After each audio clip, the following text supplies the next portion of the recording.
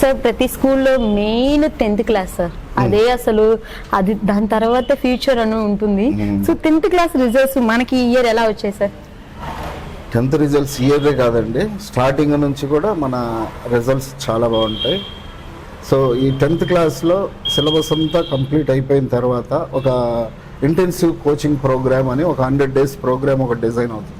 Okay, మేము సపరేట్గా design చేస్తాం. అది ఓకే, డిజైన్ చేసుకున్న తర్వాత ఆ ఐసీ ప్రోగ్రాంలో ప్రతి స్టూడెంట్ని to bring out the best, ఎవరి కెపాసిటీ ఎంత ఉందో అంత మ్యాక్సిమం అవుట్పుట్ వచ్చే విధంగా కస్టమైజ్డ్గా వాళ్ళని ప్రిపేర్ చేయించడము, ప్రతి లెసన్లోనూ ఒక ఎగ్జామ్ కండక్ట్ చేసుకుంటూ ఆ ప్రోగ్రాంలో అందరిని తీసుకొస్తాం.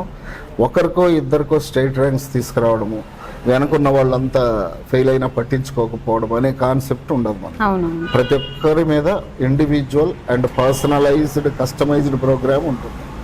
వాళ్ళందరినీ అలా తీసుకొచ్చి, అందుకే మన క్లాస్ రిజల్ట్ చూడండి, స్టేట్ ర్యాంక్ అనేది ఆ పబ్లిక్ ఎంత వచ్చింది హైయెస్ట్ అని అడుగుతారు కాబట్టి చూపించడమే, కానీ ఓవరాల్గా అయితే మన క్లాస్ యావరేజ్ లాస్ట్ ఇయర్ 530, ఈ ఇయర్ 525 526 క్లాస్ యావరేజ్ అన్ని తీసుకుంటే. సో మీకు అలానే ఉంటుంది, ఎప్పుడు స్టేట్ ర్యాంక్ ఉంటుంది. సో క్లాస్ యావరేజ్ కూడా స్టేట్లో దాదాపు హైయెస్ట్లోనే ఉంటుంది. సో అందరికీ దాదాపు క్లాసులో 75%, ఈ ఇయర్ అయితే 76% of the students 500 above. Okay, so ఇంత బాగా వస్తుంది మామూలు విషయం కాదు సార్. ప్రతి ఇయర్ అలాంటి రిజల్టే వస్తుంది, ప్రతి స్టూడెంట్కి బెనిఫిట్ జరుగుతుంది, అందరూ సాటిస్ఫై అవుతారు. ఓవరాల్గా ప్రతి స్టూడెంట్కి జస్టిస్ చేయడం, ప్రతి పేరెంట్ని సాటిస్ఫై చేయాలనేది మా కాన్సెప్ట్.